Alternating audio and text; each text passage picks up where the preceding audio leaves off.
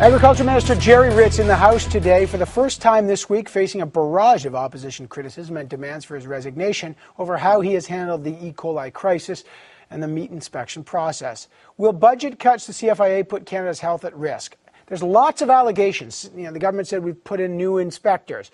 CFIA has said we didn't have the power to demand paperwork from the XL food people. That's why perhaps they didn't get the information quick enough about the tainted meat. Is all that true? Here to discuss that, give a different perspective, the former supervisor of CFIA inspections. He's now the president of the Agriculture Union, where all the inspectors fall under, Bob Kingston. He's with me in studio. Hi, Mr. Kingston. Hello. All right, let's just start doing some reality checks here. One, CFIA, Mr. DuPont, said, wait, CFIA inspectors did not have the authority to demand that XL turn over paperwork to say where the meat came from. It might have taken days, and that's why new legislation is needed to give them more power. You were the head of inspectors. Does a CFIA inspector have the power to demand the paperwork immediately? Absolutely. As long as, well, I started in '79 and it was already there then, and it's been there ever since. So I'm not quite sure where they're getting that from. When I talked to the Senate committee the other night, they were asking me whether S11 would enhance inspectors' powers for the very situation, XL. And I said, there's a lot of good things in this legislation, and I do support it, but it wouldn't make a difference at XL, or at least it shouldn't have. All right, so let me just get this straight. You're saying that an inspector at XL Foods could say to the manager, I'm worried about E. coli. I need the paperwork on that batch of meat right now. Not in 4 days, not in 5 days, not in 6 days, now. They can do that? Absolutely. The plants are required to have all that documentation on hand. It's a requirement of the program. The idea that there would be a delay, especially when there's human health issues in question, that just puts more of an onus on them to respond promptly.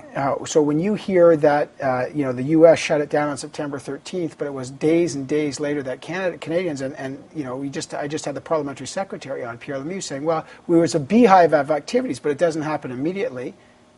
Can they shut it down immediately? Well, when they first started talking about the possibility of plants taking on some of the monitoring responsibilities themselves, we had a lot of consultation inside the inspection regime. At the time, it started out with Agriculture Canada and then evolved into CFIA. And one of the things we were told over and over and over again was, at the end of the day, don't worry, the inspectors retain all their full authorities, up to and including taking the license off the wall and leaving the plant. So when the head of CFIA is telling Canadians we don't have the authority, you say you disagree, you think that's wrong? Well, it's certainly not what we've been taught for 30 years, and it's certainly not what I've taught new inspectors, and it's certainly not what our enforcement people taught us. So could the minister have picked up the phone earlier and said shut it down? Anytime he wanted. Anytime he wanted. Mm-hmm. All right. Next, the government said, well, hang on. We've put, since 2006, we've put 700 new inspectors. Let me show you what Pierre Lemieux, the parliamentary secretary to the Minister of Agriculture, said on this program. Canadian food is safe. And to highlight this, Evan, as a government, this is why we have added the 700 net new inspectors with no thanks to the opposition, and we've increased funding for food safety by $150 million over the last two budgets. Again, no thanks to the opposition.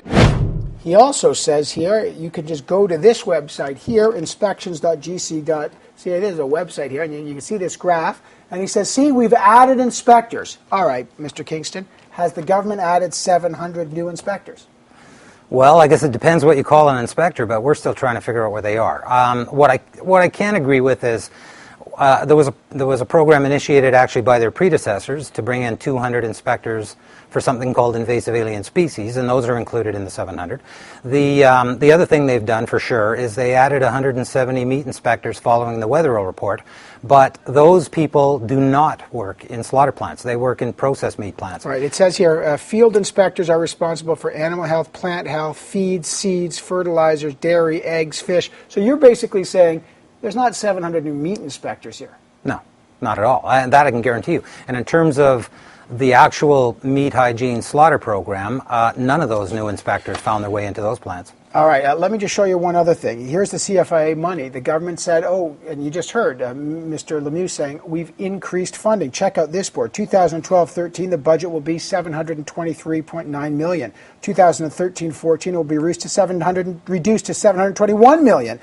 Next year, it goes down to $677.3 million. So, billion rather. Square the circle. Billion? No, it's million here.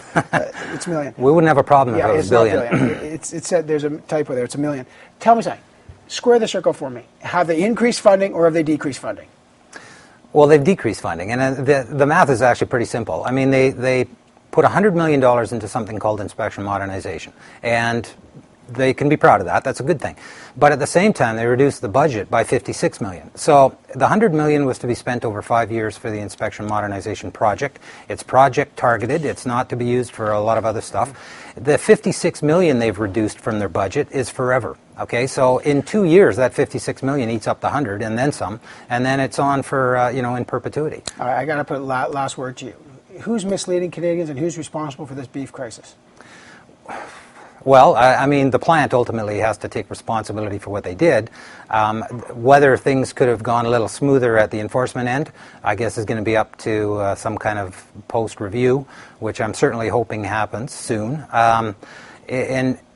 In terms of misleading Canadians, I'm not sure where the politicians are getting their information from. So I'm not going to accuse anybody of purposely misleading anybody, but I would suggest their information is faulty for sure. So you're saying Canadians aren't getting the right information? That appears to be the case.